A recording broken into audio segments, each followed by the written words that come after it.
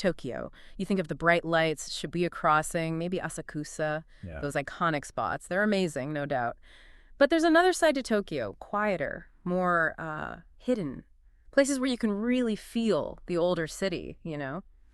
Today, we're diving deep into one of those spots, Umejima in Adachi, a real hidden gem. Exactly. Umejima offers this wonderful tranquility. It's got that authentic Shitamachi or downtown warmth, a real contrast to the hectic city center. And our mission today is basically to uncover some of its unique stories, its history, and, well, its hidden treasures for you. Sort of a shortcut to understanding this less explored corner of Tokyo. Right. And let's just get this out of the way first, because it sounds similar, right? Umejima is not Koh Samui. Yeah. Definitely not the Thai island. No beaches here. Umejima offers a totally different kind of treasure hunt, more about culture, history, urban exploration, really. So yeah, swap the swimsuit for walking shoes. Okay, so let's start with the name itself, Umejima. It sounds like it has a story. What's behind it? Oh, it definitely does. The name Umejima, that's in kanji, it's basically a marriage of two older villages, Umeda and Shimane. They merged back in 1889. Wow, okay. And umi means plum. Historically, this whole area was famous for its plum orchards. It's barren. It's even mentioned in old records like the Shishin Chimaroku. So the name literally reflects the landscape and the joining of two communities. That's pretty poetic. It really is, a sort of living history in the name itself. And then Umejima Station opened in 1924, so it's been connecting this area for, wow, over a century now. Imagine walking those streets today, knowing plum orchards used to be everywhere. You can still feel that connection. Yeah, those historical whispers are definitely there. All right, our first historical stop and hidden gem. It's tucked away right near the station. Umejima Tenmangu. What's special about this shrine? It looks quite modest from the outside. It does, yeah. It's not ancient like some others. It was actually established in 1948, kind of a symbol of hope and rebuilding after World War II. The community brought a divided spirit, a bunrei, from the really famous Dazaifu Tenmangu down in Kyushu. Ah, okay, so it's tied to Shigoro no Michizane, the deity of scholarship. Exactly, and that connects to the famous flying plum legend, the Tobiyume Densetsu.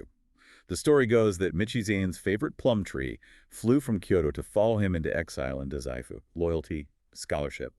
It's all tied together. That's a beautiful legend. And what's this about it only opening on certain days? That's the hidden gem part. Right. This is the Kaichu tradition. The inner sanctuary only fully opens for worship on the 25th of each month. And that's when you can get the special gashuen, the shrine stamp, with a Villian plum blossom designed the Shiro no Baika gashuen. Only on the 25th. Good tip. Definitely.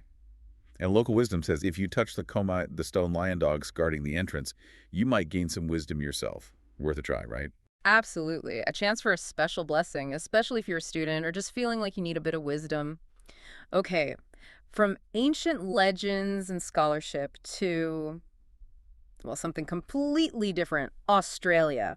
Let's talk about Belmont Park. This sounds intriguing. It really is an unexpected find. Belmont Park was created in 1984.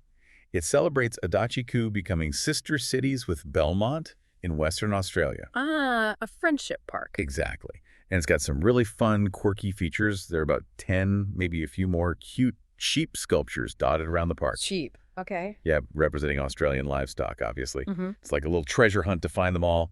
Kids love it. I bet. And the other big thing is an actual bright red Australian telephone booth, straight from down under. It's a super popular photo spot. That's brilliant. A little piece of Australia right there. And I heard something funny about the toilets. Ah, yes. The restrooms. Well, they're Western style and apparently quite spacious and well-maintained for public facilities back then. So locals jokingly called it the most noble toilet experience in the area. Haha. Love that. It's those little details. It is. It just adds to the charm. So Belmont Park sounds like a lovely spot for a picnic, maybe find those sheep, get a quirky photo, especially nice in spring with the cherry blossoms, I imagine. Yeah, a really pleasant, unexpected cultural blend. All right, so moving from international friendship back into deeper local history, we're heading towards Edo-era commerce now. Satake Inari Shrine. Yes, Satake Inari. What's immediately striking here is the tunnel of red torii gates. It's quite long and continuous, which isn't something you see everywhere. Each gate was likely donated by Edo period merchants praying for success, for prosperity in their business. It's a very powerful visual. A tunnel of wishes, almost. You could say that. But the really unique thing, the sort of hidden secret here, is the offering box, the saisenbako. Okay. What's special about it? It's made of aluminum. Aluminum. Big That's stuff. unusual for a traditional shrine, Yeah. right? highly unusual. It's this fascinating mix of modern, practical material right there in a sacred traditional space. It really stands out. Maybe it was just durable, or perhaps donated by a metal business.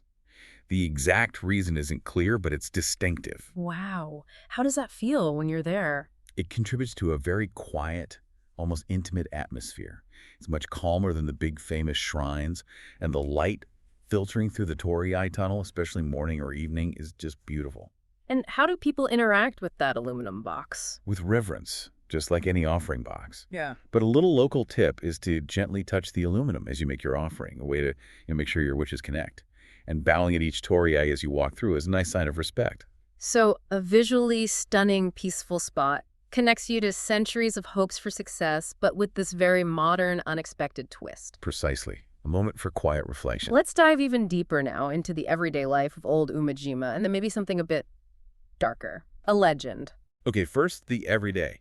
Think about Umejima-yu. That's a public bathhouse, a sento, from the Showa era. These places were absolute hubs of the community, not just for bathing, but for catching up on news, socializing. Families would go together. Right, the heart of the neighborhood. Exactly. And Umejima-yu is interesting because it was apparently part of a combined space, maybe with a small eatery or shop connected. That architectural style is pretty rare now. It still has this wonderful retro feel, mosaic tiles, old-fashioned signs. Stepping inside is like stepping back maybe 50, 60 years, a real slice of Showa life. I love finding places like that. No, what's the contrasting story? The legend. Ah, yes. Umeda and Inari Shrine. This one goes back to the early Edo period, around 1616. It's a samurai ghost story. Ooh, okay. The story is about a samurai named Watanabe Koyasuemon. Apparently, he killed a colleague, maybe in duel, maybe something else, and was then haunted by the colleague's ghost. Classic ghost story setup. Right. So seeking peace, seeking to appease the spirit, Koyasuemon founded this shrine in a newly developed area called Koyasuemon Shinden. It's a tale of guilt, retribution, and the search for redemption. Does that remind you of other famous Japanese stories? Definitely. It has echoes of the famous Yotsuya Kaiden ghost story. That theme of karma and restless spirits is powerful in Japanese folklore. And what makes it feel even more real is that you can actually find a spot marked Watanabe Koyasuemon's grave on some local maps. It turns the legend into a sort of story trail you can follow. Wow, so you can go from the warm communal vibe of the old bathhouse straight into this chilling tale of a samurai's regret. That's quite a range of experiences in one neighborhood. It really shows the layers of human life and history packed into the area. Okay, let's shift focus again. Moving towards Umejima's community spirit today, and then maybe a really great view. Sounds good. Let's talk about Washijinja. This is considered the main guardian shrine for the whole Umejima region. Its origins are linked to a legend about Ukishima Nujin, basically, the area appearing like a floating island Ukishima on the water long ago. This also connects back to the old Shimane village name. Okay, so deep roots. What's it known for now? Most famously, the Tori no Ichi festival held every November. It's a direct continuation of an Edo-era tradition, a market fair celebrating good fortune for the year ahead. It's incredibly lively. People buy these decorated bamboo rakes called kumaid to rake in luck and wealth. There are also stalls selling traditional hairpins, kanzashi, food. It's a real sensory experience. Sounds fantastic. A burst of energy and tradition. Absolutely. And the shrine is also involved in preserving local performing arts like Shimane Kabuki and Shimane Bayashi, keeping those intangible cultural assets alive. That's great. Now, from that bustling festival scene to a riverbed, the Arakawa Riverbed. Yes, the Arakawa Kazunjiki. This huge, wide-open space was actually created as part of major flood control projects along the Arakawa River. But what it offers now is this incredible, quite unique view of the Tokyo Skytree. Oh, interesting. How so? Because it's so open, you get this vast panorama where the river, the natural landscape of the riverbank, meets the super modern architecture of the Skytree in the distance. It's a dramatic contrast you don't get from closer in the city. A different perspective. Exactly. And it's also just a great place to see local life. People running, cycling, families having picnics. It's Tokyo's version of a huge park, really, right by the water. So you could catch that vibrant festival in November and then maybe walk over to the riverbed at dusk for this amazing, quiet view of the Skytree lighting up. That would be a perfect Umejima experience, yes. Seeing both the history and the modern city from a unique angle. Okay, our last point. This one sounds really intriguing, a historical marker, but one with a bit of mystery. That's right. It's the Taisho Shindo Kineni Tsujimi, the Taisho New Road Memorial Monument. located in Umejima Threecombe.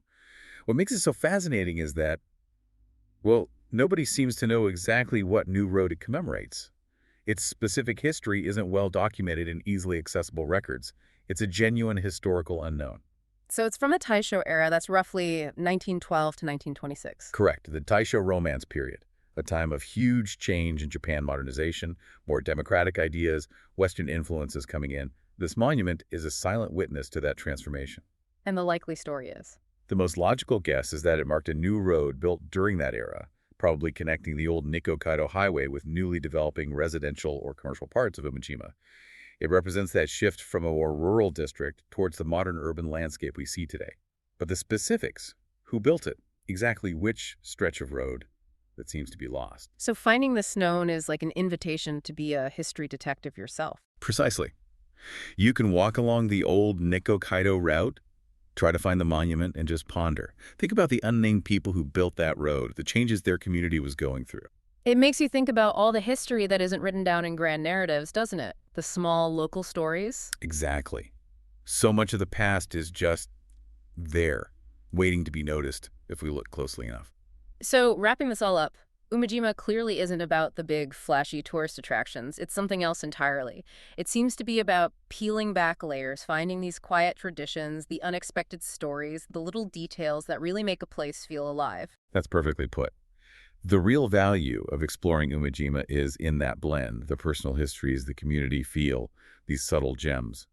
If you, the listener, choose to slow down, to actually walk around and look for these things, you'll get a much richer, more authentic Tokyo experience than just hitting the main sites. It's about connecting on a different level. And it makes you wonder, doesn't it? What other stories are hidden in plain sight, in places we walk past every day, maybe even in our own towns or neighborhoods?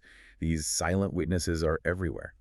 A really great thought to end on. We definitely encourage you to take that deep dive into Umejima, plan maybe half a day, put on some comfy shoes, and definitely try some local treats while you're there. I hear La Vie en Rêve does amazing chocolate, and Momochiya has incredible shaved ice in the summer. Oh, good recommendations. Go find the authentic charm of Tokyo's secret garden. Make your own discoveries.